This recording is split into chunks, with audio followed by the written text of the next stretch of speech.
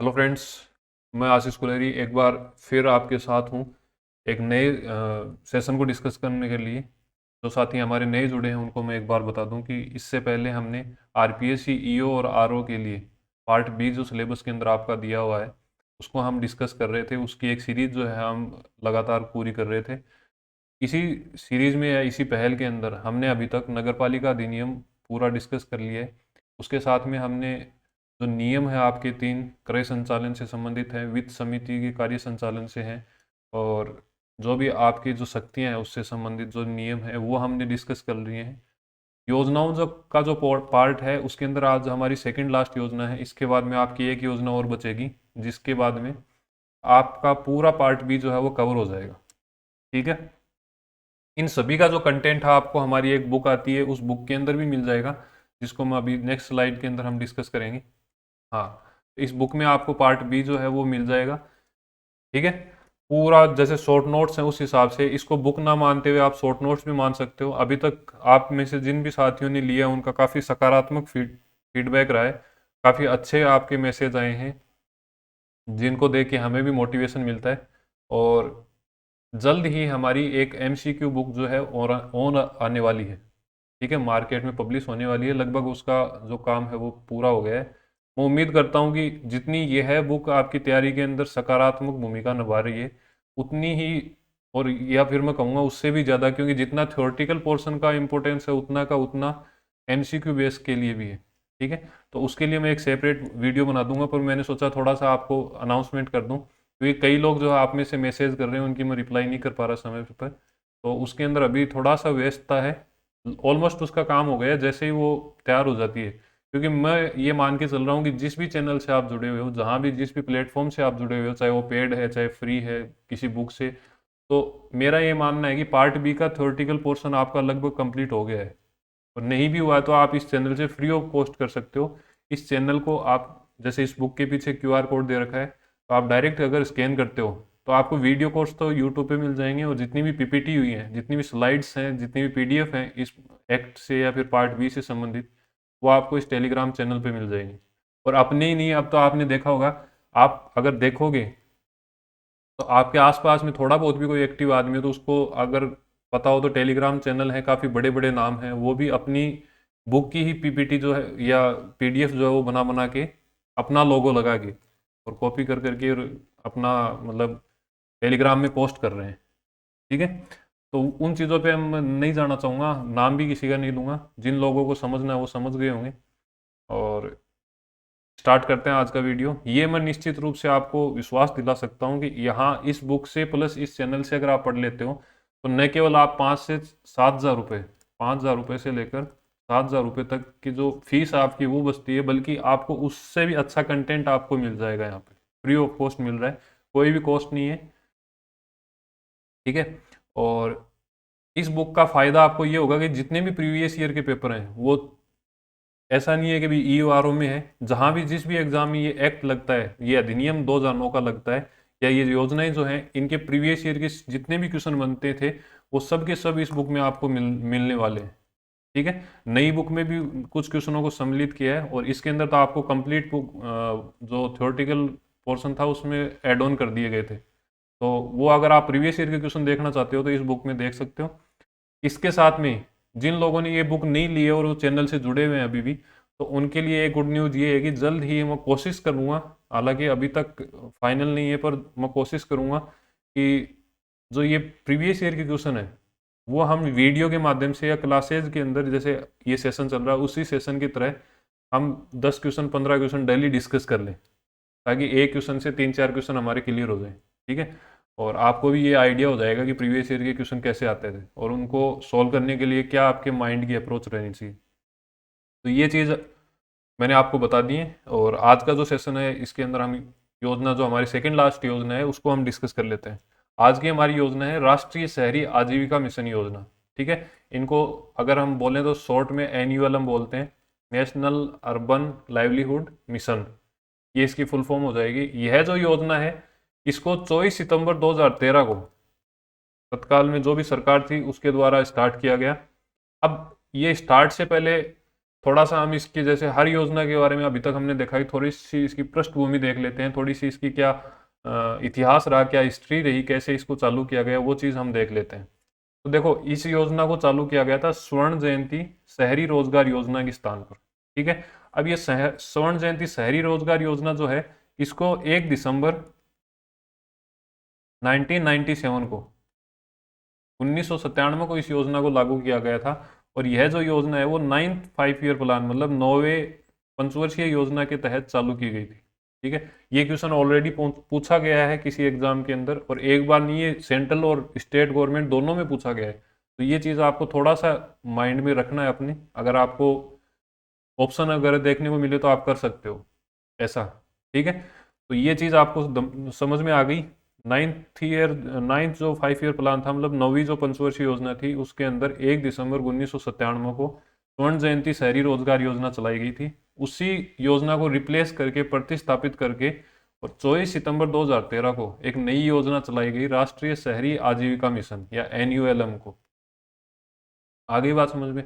अब ये योजनाएं चलाई क्यों गई, इसका मतलब जरूरत क्यों पड़ी, तो आपको ध्यान हो 74th जो अमेंडमेंट हुआ था, 74वां जो संविधान संशोधन हुआ था, उसके अंदर ये विधिक अधिकार या कानूनी कार्य दिया गया था, जो भी स्थानीय नगरीय निकाय हैं, जो भी ULB, जो भी जितने भी कार्य करते हैं, या फिर नगरीय निकाय जिसकी आप तैयारी कर रहे हो, नगर पालिका भी बोल सकते हैं, तो जितने भी नगरीय निकाय हैं, जितने भी शहरीय निकाय हैं, उनको यह विधिक या कानूनी कार्य दिया गया, मतलब कंपलसरी कार्य दिया गया कि वे लोग क्या करेंगे, जितने भी स्थानीय निकाय हैं, शहरी स्थानीय निकाय हैं, उन पे समय समय पर लोगों की, जो जरूरतमंद लोग हैं, उनकी आजीविका को सुधारने के लिए और उनकी आजीविका को बढ़ाने के लिए कुछ न कुछ उपाय जो है समय समय पर किए जाएं। तो इसी कड़ी के अंदर 1997 के अंदर स्वर्ण जयंती शहरी रोजगार योजना चलाई गई, और उसी को रिप्लेस करने के बाद में 24 सितंबर 2013 को राष्ट्रीय शहरी आजीविका मिशन शहरी,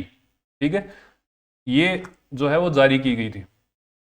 अब उसके बाद में क्या हुआ कि जैसे 2014 के चुनाव हुए, चुनाव होने के बाद में जैसे ही गवर्नमेंट चेंज हुई, तो गवर्नमेंट के चेंज होने के बाद में 19 फरवरी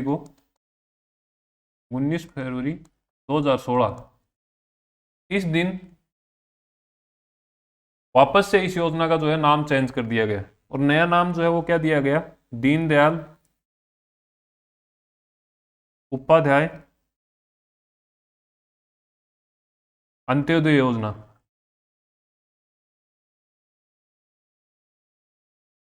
ठीक है, तो ये चीज आपको ध्यान में रखना है। इसका जो लेटेस्ट जो नाम है वो क्या हो गया, DAYNULM,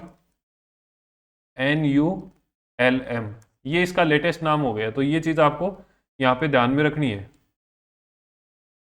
ठीक है, दीनदयाल का नाम और इसके अंदर जोड़ दिया गया। रिप्लेस इसको किससे किया गया, तो वो मैंने आपको बता दिया। अब इसका जो नोडल मंत्रालय है, जो मंत्रालय अभी तक हमने जितनी भी शहरी निगम की योजनाएं केंद्र सरकार से संबंधित हमने जो भी पढ़ी है, उसका जो मंत्रालय कौन सा था, आवासन एवं शहरी मंत्रालय था। और जैसा कि मैं आपको हर योजना के अंदर बता रहा हूँ कि इस मंत्रालय के वर्तमान में केंद्रीय मंत्री कौन है, हरदीप पुरी है। ठीक है, जो पहले पेट्रोलियम मंत्री थे, परंतु अभी आवासन एवं शहरी कार्य मंत्रालय का उनको इंचार्ज दे रखा है, चार्ज दे रखा है। ठीक है, आगे बात समझ में। तो अभी तक जो है, और हाँ, इसमें मंत्रालय के साथ साथ में आपको ये और ध्यान में रखना है कि जो एजेंसी है, चलो ये तो मंत्रालय है, अब इसको जो हैंडल करता है, जो इसके ऊपर मेन जो काम करता है, वो एजेंसी कौन सी है, ये भी आपको ध्यान में रखना है। क्योंकि हमें एक भी क्वेश्चन अगर हमारा गलत हो, या फिर एक भी क्वेश्चन हम छोड़ के बिना अटेम्प्ट किए, तो ये संभावना हमें ना के बराबर रखनी है। ठीक है, तो इसकी जो एजेंसी है, वो एजेंसी कौन सी है इसकी, NSDC, मतलब राष्ट्रीय कौशल विकास निगम। ठीक है, राष्ट्रीय कौशल विकास निगम, ये इसकी एजेंसी बोल सकते हो, जो बेसिक रूप से इस पर काम करती है। ठीक है, तो इसके अंदर हमने ये बेसिक जो इसकी इंफॉर्मेशन थी वो देख ली है। अब हम देखेंगे कि इसमें वित्त पोषण, मतलब बजट जो है वो कितना कितना लगता है, किस केंद्र सरकार का कितना भागीदारी रहती है, और राज्य सरकार की जो है इस योजना को कंडक्ट करवाने में या फिर जमीनी स्तर पर इस पे कार्य करने में कितनी भागीदारी रहती है। तो मैंने जैसा आपको एक योजना में पहले भी ये अनुपात बताया था, सेम वो का वो अनुपात जो है वो आपको यहाँ पे भी ध्यान में रखना है। अब ये अनुपात से संबंधित जो भी बजट से संबंधित बात है, वो आपको देखना है कि ये अनुपात हमने इससे पहले किस योजना में पढ़ा था। उसका अगर आप चाहो तो कमेंट बॉक्स में आंसर कर सकते हो कि आप मतलब ये दिखा सकते हो कि भाई आप कंटिन्यू और सीरियस होकर तैयारी कर रहे हो। ऐसा ही हमने एक अनुपात पहले भी देखा था एक योजना में, सेम वो का वो है कि जितने भी सामान्य स्टेट हैं, जैसे गुजरात हो गया, ठीक है, राजस्थान हो गया, पंजाब हो गया, ठीक है, या फिर साउथ के जितने भी स्टेट हो गए, तो सामान्य जो भी स्टेट हैं उनके अंदर केंद्र और राज्य का जो अनुपात रहेगा वो 60 और 40 का रहेगा। मतलब अगर टोटल 100 रुपये एक योजना पे खर्च होते हैं तो उसमें से 60 जो रुपए हैं वो केंद्र सरकार के द्वारा दिए जाएंगे और 40 रुपये जो है वो राज्य सरकार के द्वारा दिए जाएंगे। ठीक है, फिर बात करते हैं पूर्ववर्ती राज्यों की। अब पूर्ववर्ती राज्यों के अंदर कौन कौन आ जाता है, जैसे नागालैंड आ गया, आसाम आ गया, ठीक है, जो भी सेवन सिस्टर्स हैं, मणिपुर है, मिजोरम है। तो ये जितने भी स्टेट हैं जो पूर्ववर्ती हैं, या फिर हिमालय जो भी राज्य हैं, जैसे उत्तराखंड है, हिमाचल प्रदेश है, ऐसे जो भी राज्य हैं, इनके अंदर जो रेशियो रहने वाला है बजट का, तो उसमें केंद्र सरकार की जो भागीदारी है वो 90% रहेगी और राज्य सरकार की जो है वो 10% की भागीदारी रहेगी। तो ये चीज आपको ध्यान में रखना है। ठीक है, वित्तीय पोषण हमने डिस्कस कर लिया है। उसके बाद में हम देखेंगे कि इस योजना को चालू क्यों किया गया, क्या इसका मोटिव रहा, क्या ऑब्जेक्टिव रहे और क्या उद्देश्य रहे, ये चीज हम यहाँ पे डिस्कस करेंगे। तो सबसे पहले आपको देखना है कि जो भी बीपीएल, बिलो पॉवर्टी लाइन के नीचे जो अपना जीवन यापन कर रहे हैं, ऐसे व्यक्तियों की आमदनी को बढ़ाना और उनकी जो आजीविका के लिए जो भी जैसे इनकम वगैरह है उसको स्थायी करना, प्लस जो भी निजी क्षेत्र की जो चाहे वो बैंक है, कोई फाइनेंस कंपनी है, उनकी भी भागीदारी को सक्रिय रूप से बढ़ाना। ठीक है, ताकि उनको आसानी से लोन वगैरह मिल सके, ये चीज। तो इसमें आपको ध्यान रखना है उद्देश्य कौन कौन से हैं। सबसे पहला है कि शहरी क्षेत्रों के अंदर गरीबी को कम करना। अगर किसी की आमदनी बढ़ती है तो निश्चित रूप से गरीबी तो अपने आप ही कम होने वाली है। जो भी बेघर व्यक्ति हैं उनको आश्रय प्रदान करना, मतलब आप सीधा सीधा इसको आजीविका से जोड़ सकते हो। किसी आदमी, उसको 50 रुपए मिल रहे हैं, अगर आप उसकी आजीविका को बढ़ाकर 500 रुपये कर देते हो तो निश्चित रूप से उसके रहने सहने में फर्क पड़ेगा। तो सबसे पहले उसका जो आश्रय स्थल है उसको अच्छे तरीके से रखना है, प्लस जो गरीबी है उसको कम करना है। स्वरोजगार उद्यम स्थापित करना है, ऐसे रोजगार जो खुद को तो रोजगार प्राप्त ही हो, उसके अलावा आसपास के 2 4 5 जो भी बेरोजगार व्यक्ति हैं उनको भी रोजगार दे सके, ऐसे उद्यमों का स्थापना करना। ठीक है, और इसके लिए प्रॉपर ऋण की जो सुविधाएं हैं, जो लोन की जो सुविधा है उसको उपलब्ध करवाना, प्लस जो लोन प्रोसेस है, जो भी आप डॉक्यूमेंटेशन वगैरह जो आपको चाहिए, गारंटी के लिए कोई ना कोई एक आदमी चाहिए, तो ऐसे जो डॉक्यूमेंट वगैरह का जो प्रोसेस है उसको इजी करना, ताकि लोन जो है वो आसानी से प्राप्त हो सके। ठीक है, जो शहरी क्षेत्र के जो गरीब लोग हैं उनको मजबूत आधारभूत स्तर की संस्थाओं में संगठित करना, मतलब एक अलग अलग सोसाइटी बनाना। जैसे ऑटो रिक्शा किसी को दे दिया, ठीक है, ऑटो रिक्शा के ऊपर लोन दिला दिया, अब 10 15 20 जो ऑटो रिक्शा वाले हैं उनकी एक यूनियन बनाई जाए, उनकी एक संस्था बनाई जाए और उस संस्था के द्वारा लगभग काम किए जाए। ठीक है, संगठित रूप से उनको रखा जाए, बाजार आधारित रोजगार का सर्जन किया जाए। मतलब वो मैंने आपको बताया कि किसी एक व्यक्ति को ऐसा रोजगार उपलब्ध करवाया जाए कि वो 2 या 3 4 5 जितने भी आसपास की बेरोजगार हैं उनको भी खुद भी रोजगार प्राप्त हो और लोगों को भी करवाए। जैसे मैं बताऊं कि आपने जैसे आप टीचर हो, आपने एक स्कूल खोल दी, ठीक है, स्कूल खोली तो स्कूल खोलते आपको प्रशासन, मतलब ऑफिस के लिए भी आदमी चाहिए होंगे, साफ सफाई के लिए भी चाहिए, और भी टीचर आपको उपलब्ध करवाने पड़ेंगे अन्य सब्जेक्ट के। तो इस प्रकार क्या होगा, आपने खुद तो रोजगार प्राप्त किया ही है स्कूल खोलने के बाद में, निश्चित रूप से आप समाज की सेवा भी कर रहे हो उसके साथ, परंतु रोजगार का हम अगर क्राइटेरिया देखें तो आपने खुद को भी रोजगार प्राप्त करवाया है, प्लस जो अन्य लोग हैं आपके आसपास में सोसाइटी के उनको भी आपने जरूरतमंद लोगों को रोजगार दिए है। ठीक है, तो ऐसा बाजार आधारित रोजगार का सर्जन करना है, सामाजिक जुड़ाव और संस्थाओं के माध्यम से विकास को बढ़ावा देना, जैसा कि मैंने आपको ऑटो रिक्शा वाला यहाँ पे एग्जाम्पल देके बताया। इसके बाद में शहरी क्षेत्र के जरूरतमंद व्यक्तियों को प्रशिक्षण देकर क्षमता का निर्माण करना, जैसे आपने स्किल डेवलपमेंट वाला आपने देखा होगा, काफी अच्छे तरीके से ये मूवमेंट चला था केंद्र और राज्य सरकार दोनों के द्वारा। तो अगर मान के चलो आपके घर में कोई भी लेडीज है, किसी के भी घर में कोई भी लेडीज है, अगर वो घर पे रहते हैं, इतना आउटपुट आ नहीं पाता, तो क्या होगा कि जैसे उनको सिलाई सिखा दी या कोई भी XYZ कोई भी काम सिखा दिया, अब क्या होगा एक तो वो घर पे रहेंगे, उनका टाइम का यूटिलाइजेशन होगा, प्रॉपर आउटपुट निकल पाएगा। सिलाई अगर वो सीखेंगे तो काम होगा, बदले में आपको क्या मिलेगा, रुपए मिलेंगे। तो आर्थिक स्थिति जो है वो आपकी अच्छी होगी और देश का जो इकोनॉमी है वो इम्प्रूवमेंट होगा, क्योंकि ऐसे छोटी छोटी यूनिट या छोटी छोटी इकाइयों से मिलके पूरा देश का जो अर्थव्यवस्था है वो मजबूत होती है। तो ये चीज़ आपको ध्यान में रखना है। ये इसके बेसिक उद्देश्य थे। कुल मिला के बात ये है जी कि गरीबी को हटाना है और लोगों को आर्थिक रूप से मजबूत बनाना है। अब वो चाहे संस्थागत रूप से हो, ऋण सुविधा ईजी करके हो, जितनी भी चीज ऑप्शन अवेलेबल हैं वो सब उद्देश्य में हम शामिल कर लेंगे। अब इस योजना के तहत ये तो हमने देख लिया, ऐसे कर लेंगे वैसे कर लेंगे। अब धरातल पे क्या काम हो रहा है, क्या प्रावधान किए गए हैं, वो चीज हम यहाँ पे डिस्कस करने वाले हैं। तो इस योजना में देश के कुल 790 शहर ऐसे हैं जिनको शामिल किया गया है। देखो सभी को नहीं शामिल किया गया है, ऐसे शहरों को शामिल किया गया है। देखो किन कौन कौन से शहर हैं, जितने भी देश के अंदर जिला मुख्यालय हैं, डिस्ट्रिक्ट जो भी हेडक्वार्टर हैं, उनको शामिल किया गया है। अब जो भी डिस्ट्रिक्ट हेडक्वार्टर होंगे उनके लिए कोई भी जनसंख्या या पॉपुलेशन का क्राइटेरिया, कोई भी बार नहीं है, ठीक है। बार का मतलब ये हो गया कि ऐसा नहीं है कि 1 लाख से ऊपर को शामिल करना है, 1.5 लाख से ऊपर को करना है या 2.5 लाख से ऊपर को करना है, नहीं। जितने भी जिले मुख्यालय देश के अंदर हैं उन सभी को शामिल कर लिया गया। प्लस 2011 की जो जनगणना हुई थी, उस जनगणना के अनुसार अगर कोई जिले को छोड़कर कोई भी छोटा कस्बा है, जैसे मैं बात करूं जयपुर है, जयपुर डिस्ट्रिक्ट हेडक्वार्टर भी है, वैसे तो डिवीजन हेडक्वार्टर भी है, संभाग स्तर भी है, परंतु हम कोई भी एक सीकर की बात कर लेते हैं। अगर सीकर है, चित्तौड़ है, भीलवाड़ा है, करौली है, तो ऐसे अगर कोई जिला मुख्यालय है उनको तो शामिल कर ही लिया। अब क्या होगा, जैसे सीकर की मैं बात करूं तो अगर सीकर को तो शामिल कर लिया, उसके पास में जैसे रिंगस पड़ता है या चोमो पड़ जाता है, तो वो प्रॉपर जिले तो है नहीं, डिस्ट्रिक्ट हेडक्वार्टर तो है नहीं, परंतु ऐसे कस्बे या ऐसी आबादी वाले क्षेत्र जिनकी जनसंख्या कितनी है, 1 लाख है या फिर 1 लाख से अधिक है, जो पॉपुलेशन का जो बार था या जनसंख्या की जो लिमिट थी वो जिला मुख्यालय के तो लिए तो है नहीं।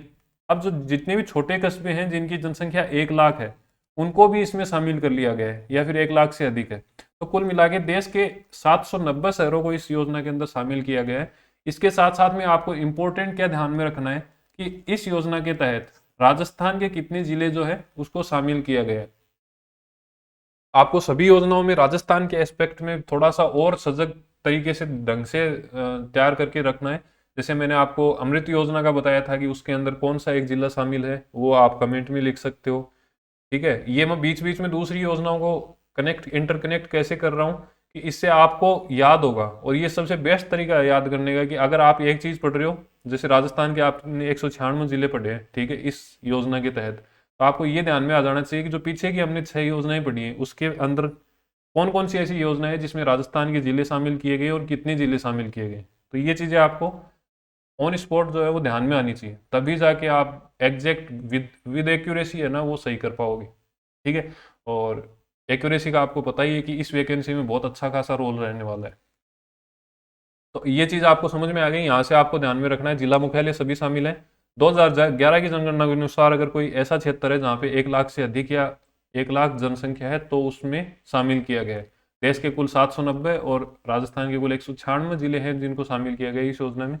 अब ध्यान में रखना है जो हम लोन वगैरह की बात कर रहे थे, जैसे इस उद्देश्य के अंदर हमने ये लोन का बात किया था, ये वाला, ठीक है। तो लोन कितना दिया जाएगा ऐसा तो है नहीं मन मर्जी से दे देंगे, कुछ ना कुछ तो इसके अंदर डिसाइड किया होगा। तो ध्यान रखना है इस योजना के तहत कोई भी व्यक्ति इंडिविजुअल व्यक्तिगत रूप से अगर कोई ऋण लेता है, अगर आप अकेले एक आदमी जाता है और वो ऋण लेता है तो उसको अधिकतम 2 लाख रुपए तक का लोन दिया जाएगा, 2 लाख रुपए तक का ऋण दिया जाएगा, ठीक है। अगर कोई संगठन बनाता है, जैसे मैंने बताया संस्थाओं के माध्यम से संगठन, ठीक है, संस्थाओं का हमने बात किया, तो अगर कोई स्वयं सहायता समूह या फिर एक समूह बना के जाता है, एक ग्रुप बना के अगर वो लोन लेता है तो इसके लिए अधिकतम 10 लाख रुपए दिए जाएंगे।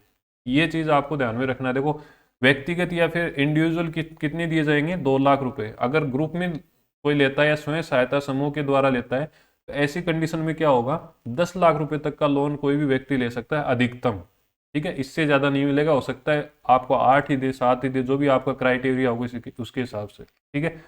एक पॉइंट ये इसमें ध्यान रखने वाला ये है कि जो आरक्षण है इसकी भी इसके अंदर प्रावधान किया गया कि भाई कौन कौन से जो आरक्षण है या अलग अलग कैटेगरी जो है वो रिजर्वेशन के लिए डिसाइड की गई है, निर्धारित की गई है। तो इसमें ध्यान रखना है जो भी SC ST है, जो भी अनुसूचित जाति एवं जनजाति है, उनके लिए जो भी अनुपात होगा उनकी जनसंख्या का, उस अनुपात में उनको आरक्षण दिया जाएगा।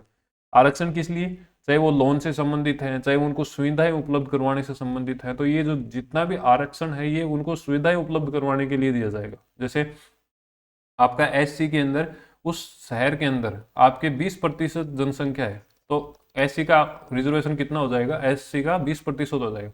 मतलब फिक्स नहीं है, वेरी करता जाएगा, एरिया टू एरिया जो है वो अलग अलग वेरी करेगा। ठीक है। उसके बाद में महिला का जो आरक्षण है वो 30% है। इसको इंपॉर्टेंट कर लेना, जो आरक्षण वाला जो पूरा पोर्शन है इसको इंपॉर्टेंट करना है। यहाँ से क्वेश्चन पूछे गए हैं एनुअलम के अंदर। जैसे आप SSC के, रेलवे के इनके पेपर देखोगे प्रीवियस ईयर के, तो आपको निश्चित रूप से एनुअलम वगैरह से क्वेश्चन देखने को मिल रहा है। ठीक है। महिलाओं का मैंने बता दिया, महिलाओं का कितना है? 30% है। और जो भी माइनॉरिटी है, अल्पसंख्यक है, उनका 15% है। इसी प्रकार जो भी हैंडीकैप्ड या दिव्यांग है उनको 3% है। एक बार वापस से बोलेंगे, सबसे पहला हमने लिखा था कि SC और अगर ST की हम बात करें तो ये कितना है जनसंख्या अनुपात में। आपको साथ साथ में बोलते जाना है कि जनसंख्या अनुपात में SC ST का है। अगर हम बात करें महिलाओं की, तो महिलाओं का कितना है? 30% है। उसके बाद में हम बात करें माइनॉरिटी की, ठीक है, तो माइनॉरिटी का कितना है? जस्ट महिलाओं से आधा हो गया, कितना हो गया? 15%। और लास्ट अगर हम बात करें तो वो कितना किसका है? हैंडीकेप्ड का। ठीक है, दिव्यांग जो भी लोग हैं उनके लिए कितना हो जाएगा? 3% हो जाएगा। ठीक है, तो ये चीज आपको ध्यान में रखनी है। इसके साथ में आपको ध्यान में रखना है, थोड़ी देर पहले हमने एक बात की थी कि जैसे प्रशिक्षण देकर लोगों का स्किल जो है उसका डेवलपमेंट करना। सिलाई का मैंने आपको यहाँ पे एग्जांपल बताया था। तो इसी क्रम में आपको एक चीज और ध्यान में रखनी है कि जितने भी प्रशिक्षु हैं, जितने भी प्रशिक्षु होंगे, उनको एक नई स्लाइड ले लेता हूं मैं, 1 मिनट।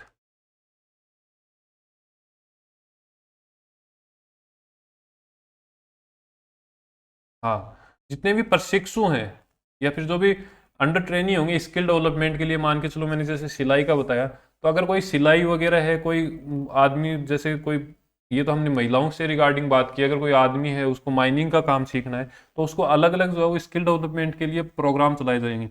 अब क्या होता है कि अगर कोई प्रशिक्षु या फिर कोई भी ट्रेनी है, वो अगर ट्रेनिंग लेता है इस योजना के तहत, तो ध्यान रखना है एक उसके लिए एक योजना बनाई गई है, कौशल बीमा योजना। अब इस योजना के तहत क्या होगा? इस योजना के तहत एक तो आपको 2 लाख का कवरेज दिया जाएगा।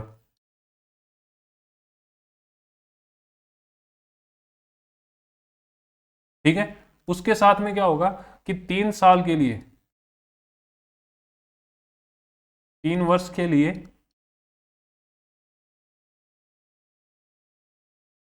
आकस्मिक कोई भी अगर आपके साथ में घटना हो जाती है उस काम से संबंधित, तो उसके लिए भी आपको क्या दिया जाएगा? बीमा दिया जाएगा। ये चीज आपको ध्यान में रखनी है। पहली चीज तो क्या है? 2 लाख का कवरेज है। और फिर दूसरी चीज ये है कि जो 3 वर्ष के लिए आपको आकस्मिक बीमा दिया जाएगा। ठीक है, और इसको दोनों एस्पेक्ट में, दोनों घटक के लिए जारी किया गया है, एक तो ग्रामीण एरिया के लिए भी और एक शहरी क्षेत्र के लिए भी। तो हमें ध्यान रखना है यहाँ पे शहरी का, क्योंकि हम शहरी क्षेत्र का या अर्बन एरिया का जो है वो हम डिस्कस कर रहे हैं। तो ये चीज़ आपको ध्यान में आ जानी चाहिए यहाँ पे। तो इसके जितने भी मेन इंपॉर्टेंट चीज़ बनती थी वो हमने डिस्कस कर ली है। क्वेश्चन का मैंने आपको बताया कि क्वेश्चन मैंने नई वाली जो हमारी बुक आ रही है उसमें ऑलमोस्ट जितने भी क्वेश्चन बनते थे, चाहे वो योजना से संबंधित है और चाहे नियमों से संबंधित हैं या फिर चाहे एक्ट से संबंधित हैं, वो सब डाल दिए हैं। आपका जो रेस्पॉन्स है वो कैसा रहता है वो आप बता सकते हो। जल्दी उसके लिए एक सेपरेट वीडियो बना दिया जाएगा कि कैसी क्या बुक आ रही है। ऑलमोस्ट काम उसका कंप्लीट हो चुका है। आगे बात समझ में? ठीक है, तो ये बुक आपको ऑनलाइन ऑफलाइन आप परचेज कर ही सकते हो, मैंने आपको बता ही दिया। अब अगर आपको ये पीपीटी या स्लाइड चाहिए तो आप इस टेलीग्राम को ज्वाइन कर सकते हो, और यूट्यूब पे आपको ये फ्री ऑफ कॉस्ट क्लासेज मिल ही रही हैं। मिलते हैं एक नए सेशन के साथ में। इसके बाद में हमारी जो योजना है वो लास्ट एक योजना बचेगी, उसको भी हम जल्दी डिस्कस कर लेंगे। ठीक है, तो बने रहिए। अगर आप अभी तक इस वीडियो को देख रहे हो यहाँ तक, तो अपना जो भी सब्सक्राइब का बटन है उसको आप सब्सक्राइब कर सकते हो, एटलीस्ट आप लाइक तो कर ही सकते हो, क्योंकि अगर आपको कंटेंट अच्छा लगा है तभी आप यहाँ तक चल के आए हो। ठीक है, तो मिलते हैं एक नए सेशन के साथ में। धन्यवाद।